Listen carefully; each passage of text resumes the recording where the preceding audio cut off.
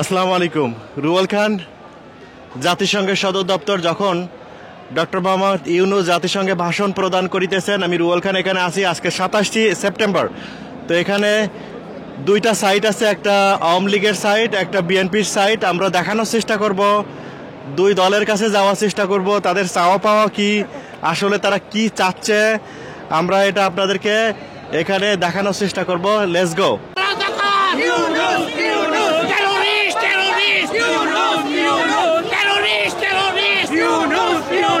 এই নেতা বাংলাদেশ থেকে পালিয়ে যায়, সে কোনোদিনই আর বাংলাদেশে ফিরবে না। আর যদি ফিরে, ওনার ফিরে আসতে হবে না। এই স্বৈরাচার, ফেসিবাদ, দুর্নীতিবাজ, অবৈধ প্রধানমন্ত্রী সাবেক কোনোদিনই বাংলাদেশে আসতে পারবে না, এবং তাকে আমরা নিমন্ত্রণ করে আসব।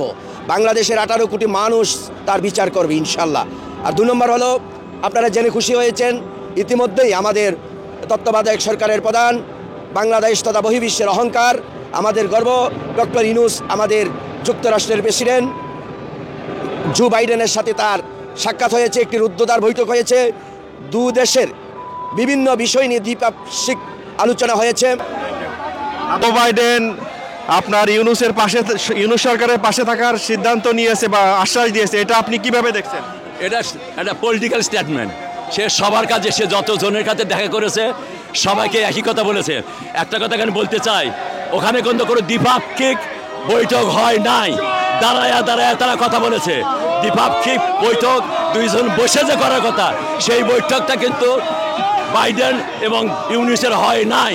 এটা আমাদের সম্মানিত প্রেসিডেন্ট, আমরা যেই দেশে আছি, আমরা আমাদের প্রেসিডেন্ট জো বাইডেনের কথা শুনে অত্যন্ত খুশি হয়েছি যে তিনি বাংলাদেশকে সহযোগিতা করবে এবং এই সরকারের সাথে আছে। আমি মনে করি যে ইনশাআল্লাহ এই সরকার বাংলাদেশের আশা আকাঙ্ক্ষার প্রতিফলন ঘটাবে। কি হচ্ছে আর আপনাদের নেত্রী দেশে ফিরে আসার সম্ভাবনা আছে কিনা, আসলে কত তাড়াতাড়ি আসবে? আজকে আমাদের জন্য অনেক কষ্টের দিন, কারণ আমরা আজকে আমাদের নেত্রী আমাদের মাঝে নেই, কিন্তু নেত্রী যারা ছিলেন আমরা সবাই আজকে একসাথে হয়েছি। আমাদের মাননীয় প্রধানমন্ত্রীকে আমরা দেশে ফিরিয়ে আনবো, এটা আমাদের একমাত্র পণ, এবং আমরা বাংলাদেশকে আবারও শেখ হাসিনার বাংলাদেশ হিসেবে তৈরি করব, কারণ আমরা জানি আমাদেরকে দরকার, শেখ হাসিনাকে আমাদের বারবার দরকার। শেখ হাসিনা দেশে ফিরে আসার সম্ভাবনা আছে, তো আপনি কিভাবে দেখছেন এটা? শেখ হাসিনা কি ভবিষ্যতে দেশে ফিরে আসবে? হ্যাঁ, শেখ হাসিনাকে আমরা দেশে ফেরত নিয়ে আসবো, তার বিচারের দাবিতে আমরা দাবিতে আনবো। তার সে যে অন্যায় করেছে, সে যে আয়নাঘর, টর্চার সেল তৈরি করে মানুষকে যে নির্যাতন করেছে, হাজার হাজার মানুষ সে হত্যা করেছে, সে পিলখানার ভালো সৈনিককে সে হত্যা করেছে, প্রায় শতাধিক সৈনিককে হত্যা করেছে, সে শাপলা চত্বরের হাজার হাজার মানুষকে হত্যা করেছে। এই হত্যার প্রতিবাদে একটি ন্যায় বিচারের জন্য আমরা এই জাতিসংঘের উপস্থিত হয়েছি। আমরা ডক্টর ইউনূসকে, অন্তর্বর্তী সরকারকে আমরা সমর্থন দিয়েছি। অবৈধ ইউনূস সরকারের বিরুদ্ধে প্রতিবাদ জানাতে, প্রতিরোধ গড়ে তুলতে আমাদের দাবি হলো, এটা অগণতান্ত্রিক পরিবেশে দখলদার ইউনূস সরকার এখানে এসেছে, তার কোনো বৈধতা নাই, তার অপসারণ চাই। আমাদের দাবি হচ্ছে নির্বাচিত সরকার জননেত্রী শেখ হাসিনাকে আবার ক্ষমতায় আনতে হবে, এবং তার প্রতি যে জেল জুলুম এবং মিথ্যা অপবাদগুলো আছে সেগুলোর প্রতিবাদ আমরা করছি। এই অবৈধ ফ্যাসিস্ট শেখ হাসিনা যে হাজার হাজার ছাত্র জনতাকে হত্যা করেছে, যে হত্যার দায়ে তাকে বাংলার মাটিতে এনে বিচার করুন, এটাই আমাদের দাবি। আমি নিউ ইয়র্ক স্টেট বিএনপি সাধারণ সম্পাদক সৈয়দ রহমান ফাইজ, সবাইকে ধন্যবাদ। আমরা এখানে ইউনাইটেড নেশনের সামনে এসেছি, এটা সবাই জানি আমরা। তো আমি এখানে এসেছি আসলে যে বাংলাদেশের যে ঘটনাগুলো ঘটে গিয়েছে গত 15 বছর, সেই সমস্ত ঘটনার বিচারে দাবি জানিয়ে, পিলখানা হত্যাকাণ্ড, হেফাজতে ইসলামের উপরে যে অত্যাচার হয়েছে, যে বাচ্চাগুলোর উপরে গণহত্যা চালানো হয়েছে, সেই জন্য এই যে আমাদের কত স্টুডেন্ট আহত হয়েছে, তাদের ভবিষ্যৎ কি, এবং যারা নিহত হয়েছে তাদের জন্য কি করতে পারি, সমস্ত কিছুর প্রতিবাদে এবং এই সমস্ত কিছুর বিচার বাংলাদেশের মাটিতে শেখ হাসিনার হবে সেই দাবিতে। এবং আমরা ডক্টর মোহাম্মদ ইউনূস স্যারকে, ওনার সাথে সারা বিশ্ব আছে, আমরা আছি, স্যারকে অভিনন্দন জানাতেই আজকে আমরা এখানে আছি। ধন্যবাদ। আপনারা সবাই জানেন ডক্টর ইউনূস সরকার কিন্তু সম্পূর্ণ অবৈধ সরকার।